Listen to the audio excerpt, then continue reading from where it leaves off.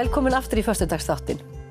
Hann Sverrir Páll Erlendsson, menntaskólakennari, kominn til mín í sófann og ég þarf aðeins að heyra hvernig hefur verið að kenna við sama skóla í 44 ár og fyrst að ganga í hann, er það ekki, í 4 ár? Jú, ég geri það.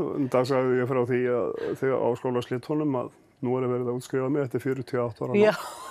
Það er ágætt, en ok, 44 ár eru þetta langur tími, en ég er nú samt bara bronsmaður, sko. Sem þýðir? Sem að þýðir það að ég er í 3. sæti. Já. Hermann Stefánsson, sem var bæði íþróttakennari og söngkennari við skólan, hann var hérna í 45 ár. Já, þú náður ekki að toppa hann?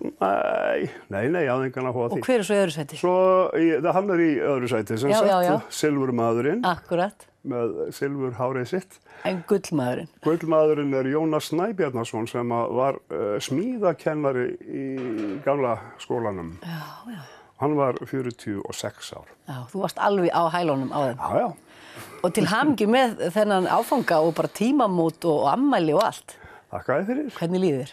Mér líður alveg hreint óskaplega vel. Þetta er búið að vera miklu meir en bara starfið þitt, er það ekki? Jú. Svolítið mikið bara lífið. Bara allt lífið. Já. Og á þessum árum þá hefur náttúrulega séð margt breytast. Já. Hefur áhyggjur af þessari þróun eða er þetta bara eitthvað sem við sættum okkur við og hlýtur að gerast? Að vissuleyti hef ég áhyggjur vegna þess að mér finnst, það er ekki tekið mark á okkur kennurum og yfirvöld menntamála að þau byggja eiginlega allt sitt á einhverjum sérfræðingum sem að virðast ekki taka tillit til það sem gerist í skólunum. Okay. Nám og menntun virðist vera aukaatriði en kerfi og próf aðalatriði og það er ekki gott mál.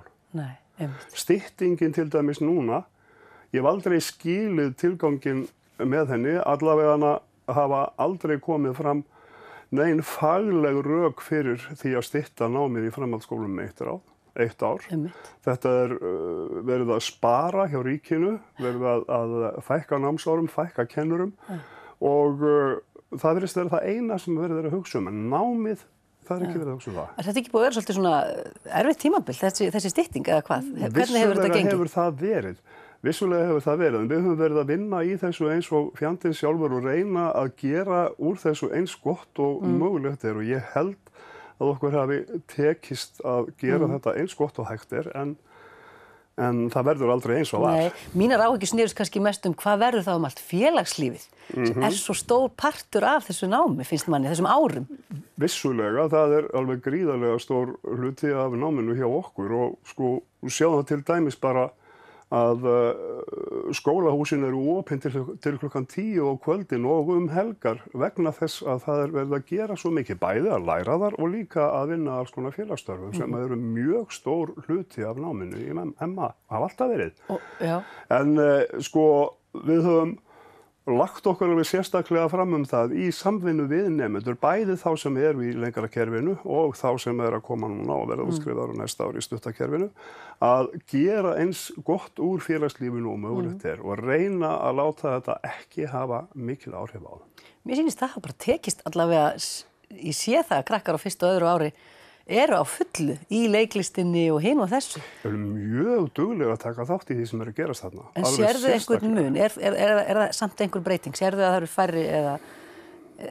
Ég heyri það bara á þeim sjálfum að sko þegar þau eru komin upp í annan bekk þá bara fá þau svona vá, þetta er verið að búið. Já. Og ég er ekki varla að byrja þér. Þetta er allt í náttúrulega svo stutt í annan endan. Já. En segðu mér nú aðeins, hvað tekur við hjá þér? Því að þú ert svo sprækur. Hérna ætlar að fara að leggjast í ferðalög eða veistu eitthvað hvað átt að gera við þig? Ég bara veit það ekki, sko. Ég er bara einhvern veginn þannig að ég geri ekkert svona mikið plön. Mér er sagt það þegar maður kemur á þennan stað í lífinu að hætta að vinna þá þurfum maður að fara að skipuleggja eitthvað voðalega mikið og búa til einhver Excel-skjöl og gera þetta klukkan þetta og hitt klukkan hitt. Ég hef lifað eftir stundaskrá í skóla í næstum alla ævina því ég var náttúrulega í barnaskóla og gagnfræðaskóla Siglufirði áður en ég byrjaði í menntaskólanum. Þannig að mér eru alltaf þótt alveg óskaplega gott á vorin að komast út úr stundaskráni og þurfa ekki að fara eftir einhverju plani. Og ég sé þetta bara einfallega fyrir mig þannig. Ég hef nóg að gera, ekki að vinna svona fyrir peningum eða eitthvað svoleiðis. Ég er komin á endastöð með það. sem svona svolítið skrítið í sjálfu sér að sko, mér skulle vera bannað að halda áfram að vinna vegna þess að ég er orðinn svo gamall. Er það bara þannig? Mér finnst ég ekkert vera orðinn gamall. Er það bara þannig? Þú mátt ekki? Já, það er bara einfaldlega þannig. Og það er eiginlega það versta við þetta, sko, að mega ekki meira.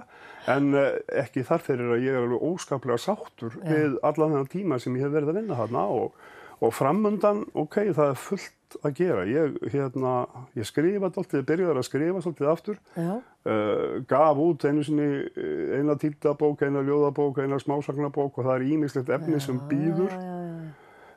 Ég er að skrifa eitt og annað. Ég teki myndir, ljósmyndir og á eftir að vinna alveg gríðarlega mikið upp úr þeim.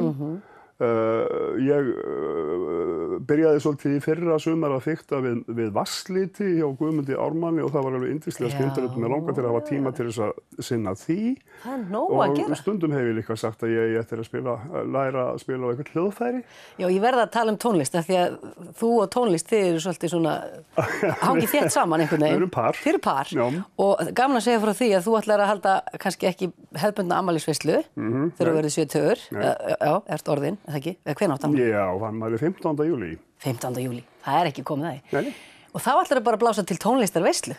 Já, bæði þá og reyndar núna 5. júlí, á 5. daginn 5. að þá ætla ég að blása til svona kaffitónleika í Kvosinni í menntaskóla og það eru 10 tónlistaratriði sem eru þar, bæði ungmenni sem eru alveg stórkostleg og svo reynsluboltar. Og þetta verður bara heilmikil dagskrá.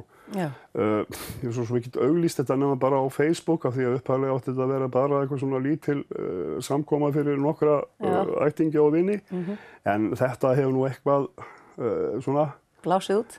Já, eitthvað svo lítið og ég sker mér enga grein fyrir því hvort að koma þarna margir eða fáir en ég bara veit að þetta verður ofsalega gaman. Eru allir velkomnir? Ef við kannski ekkert að vera að hvetja fólk til að mæta? Nei, ég meina sko bara sjálfsagt að fólk komi og hlusti á fallega tónlist og horfi á fallegt og efnilegt listafólk. En Þú ert búin að afþakka allar afmælisgjafir en bara smá kannski framlagi í tónlistarsjóð?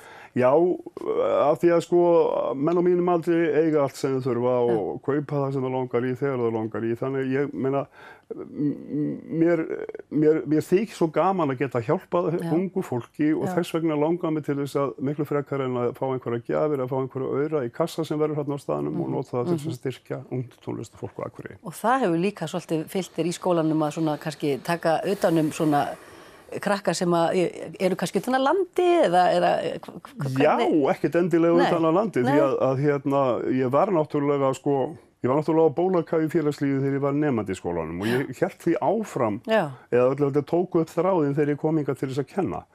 Og það fór svo að ég tók að mér að halda utan félagslífið með krokkunum og gerði það í 20-25 ára eða eitthvað svoleiðis. Þannig að það er, það er bara félagslífið og nemendur, þetta er náttúrulega eitthvað mjög stór hluti af lífi mínu. Þetta er náttúrulega vinir mínir upp trópa. Og þetta var ekkert skilgreint eitthvað í starfslýsingu, þetta var eitthvað sem þú gerðir bara af því að þér fannst það gaman, eða hvað? Já. Hvað gerist þá núna þegar þú hættur? Er einhver þarna sem að tekur við þessu bolta? Ég er löngu hættur að vera einhver primus motor í þessu og það hafa aðrir tekið við því að halda utan félagslífið með nemendum og þarna í skólanum eru ýmsir reynsluboltar sem alltaf er hægt að leita til. Þú er engar áhyggjur af skólanum? Nei. En Sverrir Páll, þakka þér fyrir þetta, var bara svona örviðtal, takk kærlega fyrir að koma og til hamingju með bara áfangan og lífið. Þakka þér kærlega fyrir.